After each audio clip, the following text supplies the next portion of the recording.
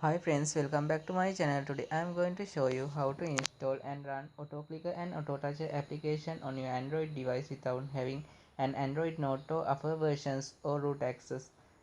If you like this video, please subscribe my YouTube channel and join with me. Let's see continue our video.